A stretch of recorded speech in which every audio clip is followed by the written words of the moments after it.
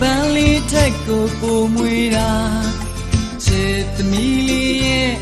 ပါနုနုလေးတွေမှာငယ်ကလေးများရဲ့တီးခြင်းထက်ပိုချိုများတာချစ်သမီးလေးရဲ့စကားလေးများကြားစဉ်ခါဘာကြီးတဲ့ဘယ်သူပဲအရာမနိုင်မရရင်တဲ့ကယန္နာတပါ